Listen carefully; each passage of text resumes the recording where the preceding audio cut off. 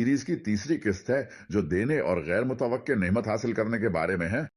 हाँ, इस बात को यकीनी बनाएं कि आप इस फजल में भी बढ़ें। कौन सा फजल? देने और लेने का फजल। हम लेने के बारे में बात करने जा रहे हैं। आप बड़ा ईमान लाएंगे, ठीक है, जब तक मैं आपके साथ हूं। बस ये यकीनी बनाएं कि आप नए अहद के इंसान हैं, कोई लालची शख्स नहीं जो ये सोचता है कि वो $1 देगा और $100 वापस ले लेगा। मेरा मतलब है ये जरूर होगा अगर आप इंजील और यसु की खातिर दे रहे हैं। यही वो चीज है जिसके लिए आप जीते हैं और जिसकी आपको परवाह है। लेकिन ये वैसे नहीं होता जैसे आप सोचते हैं। ये बस हो जाता है। अच्छा, आइए इब्राहिम के बारे में बात करते हैं।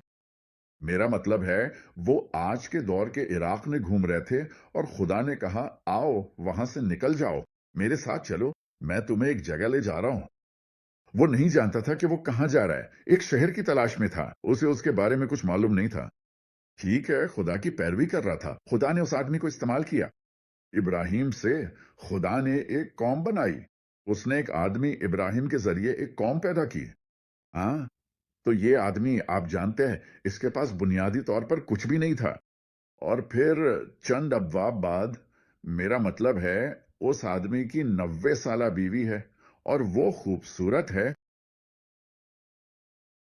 ये तो काफी अच्छा है। ठीक है, किसी बादशाह ने चाहा कि वो उसकी बीवी को ले जाए।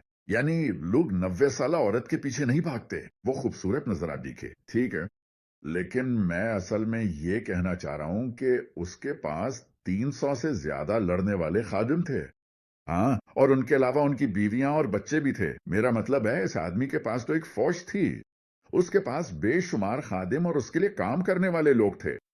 यानी क्या आपको अंदाजा है कि 300 या 400 मुलाजमीन रखना क्या होता है? और उसके पास ये सारे खादिम और सारा कारोबार और जो कुछ वो कर रहा था, सब कुछ था। खुदा ने उसे वाकई बहुत अमीर बना दिया था। ठीक है, बहुत दौलतमंद।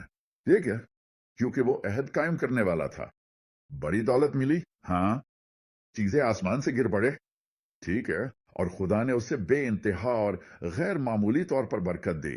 ठीक है, वापस आ जाओ। आइए एक लम्हे के लिए इसहाक और याकूब के बारे में बात करते हैं। फिर हम आगे बढ़ेंगे।